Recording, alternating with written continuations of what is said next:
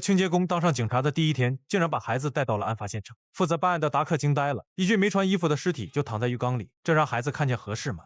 摩根却丝毫不在意，不就是一具尸体吗？有什么大惊小怪的？而且他刚刚只是随意瞥了一眼，就基本确定了这是一场谋杀。男人在睁眼状态下被人摁进了浴缸，最终因肺部进水而溺亡。可达克却觉得法医还没到场，现在说是谋杀未免也太早了。摩根指了指地板，浴缸周围一个脚印都没有，死者总不能是飞进浴缸的吧？凶手肯定是在离开前清理了地板。要是达克还是不信，那就看一下边上的那堆毛巾，下面两条折叠的很规整，只有最上面那条很潦草。凶手显然是用毛巾擦拭了地板，实在听不懂也可以摸一下，毛巾肯定还是湿的。达克想要阻止，却已经来不及了，他不得不承认对方说的没错。紧接着，摩根又把目光转向了边上的玻璃杯，这款式显然跟酒店用的不一样，说明死者昨晚在另一个地方把人约来了酒店，可能还是个漂亮的女人。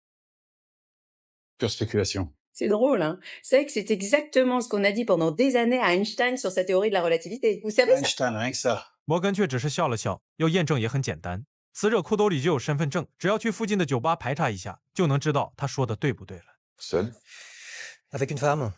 Brune, la quarantaine, assez belle. 达克再次被打脸，紧接着手下吉米也赶了过来，表示在酒店监控发现了一个棕发女人的身影。根据调查，女人名叫普琳娜，职业是个医生，完全有能力接触到使人昏迷的药物。普琳娜倒也没有隐瞒，大家都是成年人了，在酒吧看对眼后便去了酒店。可就在男人去洗澡时，他酒也差不多醒了，所以没打招呼便提前溜了。这番话说的毫无破绽，再加上监控时间也可以证明，普琳娜离开时还没有到法医推断的死亡时间。达克本想从死者的证件入手，岂料上面的身份竟然是假的。眼看案件陷入了僵局，摩根顿时又动起了歪脑筋。警局的证物按理说是不能带回家的，可他又不想让小婴儿跟着自己加班，于是就把工作通通打包带回了家。发现证物不见的达克都急疯了。按规定，证物一旦被带出警局，就属于被污染，以后是不能作为罪证出现在法庭上的。摩根有些无法理解，他特地戴了手套进行检查，怎么会污染到证据呢？当务之急还是先把凶手找出来。他已经在死者的衣服上有了发现，这件西装虽然很贵，但里面却打满了补丁。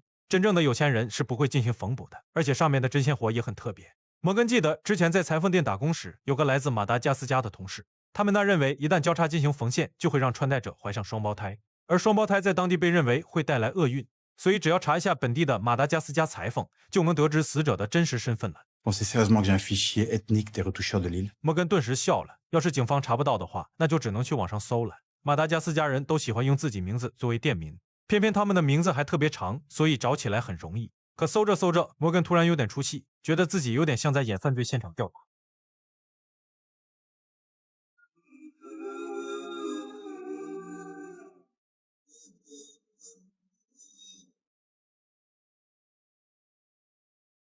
两人根据搜索到的店名进行了排查，果然有个老板认出了死者的身份，可他只知道对方叫亨特，家就住在附近的小区里。但对摩根来说，这些信息就够了。他记得死者鞋底有白色的石灰，说明对方家附近正在施工，再加上证物里的邮箱钥匙，就能很轻松地锁定对方家的门牌。达克有些怀疑地插入了房门钥匙，摩根竟然真的找到了连警方都查不到的人。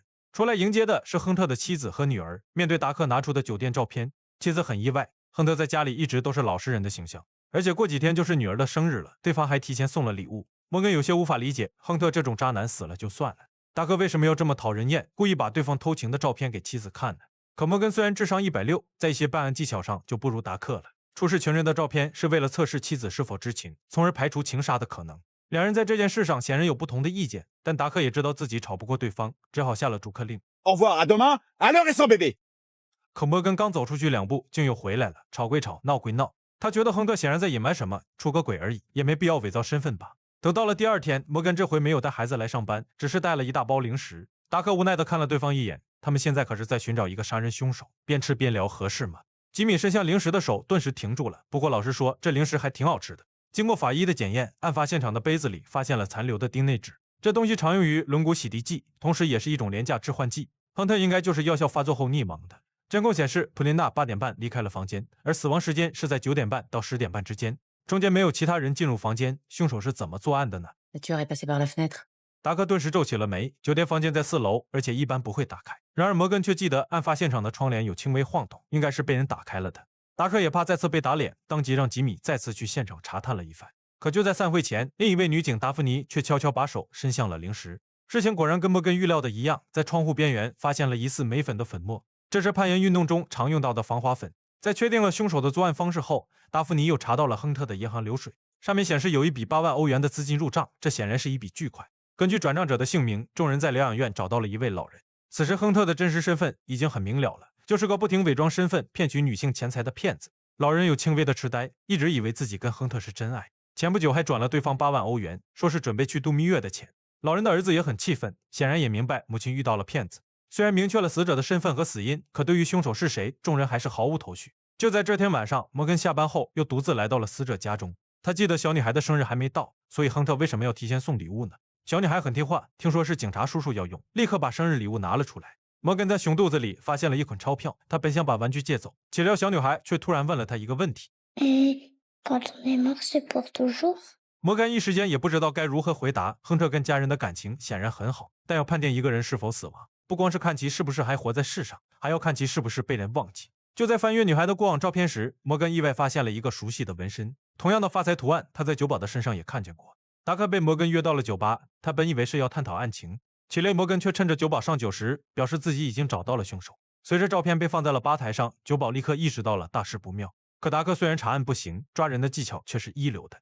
两人在厨房里一阵追逐，最终以达克的胜利告终。摩根则抽空品鉴起了酒保刚调的鸡尾酒，苹果汁加气泡水，味道不是一般的怪。可随着警方的增援赶到，达克却很生气。摩根明明已经知道酒保就是凶手，为什么不提前打招呼呢？他刚刚没有带配枪，差点就被刀给捅了。这对摩根来说可能只是一场解谜游戏，可对警察来说却是要拼命的。摩根第一次觉得有些理亏，可他嘴上却还是不肯服输，大不了就不干了。达克也在气头上，难不成没了摩根就办不了案了吗？他回去后立刻对酒保进行了审问，可对方却表示自己没有杀人，只是帮亨特挑选了一下有钱又好骗的女人。两人五五分账，再加上喜欢中国文化，所以才一起纹了个财字。现有证据的确无法证明是酒保杀了人。达克突然有些想念起了摩根，要是对方还在的话，应该能找出确凿的证据吧。而此时的摩根却已经回到了家中，反正闲着也是闲着。他抬头看向了天花板，大脑开始了飞速运转。随着案件中的线索不断被拼接，他终于找到了那个被所有人忽略掉了的真凶。第二天一大早，摩根诚恳地向达克道了歉。昨晚的确是他做的不对，不应该只把查案当成一场解谜游戏。不过他回家后想了想，酒保的确不可能是凶手，对方的指甲很长，不像是个擅长攀岩的人，所以也不可能爬上酒店的4楼杀人。至于真正的凶手，他今天早上花20欧元找女儿帮了个忙，去大学社团里找到一张攀岩俱乐部的宣传海报。真凶其实他们之前也见过，就是那位被骗老人的儿子。不过达克有句话说得对，酒店的窗户一般是不会打开的，所以凶手还需要一个帮手帮他打开窗户和下药。这人显然就是一开始被抓的普琳娜。到此案件终于真相大白。那天老人儿子本想去破坏亨特的骗局，却意外撞见了普琳娜。在将母亲被骗的遭遇告诉对方后，普琳娜也有了报复渣男的想法，于是两人一同制定了这起密室杀人案。他们不觉得自己做错了什么，干掉一个骗子也算是替天行道了吧。可亨特虽然是个骗子，却也是一个爱着女儿的父亲，他所犯的罪理应交给法律来惩罚。随着案件的结束，摩根前夫失踪的事也有了进展。15年前，对方曾被警察带走，审问时说了一个名字阿涅斯，而这个名字对摩根来说极为熟悉。C'est ma mère.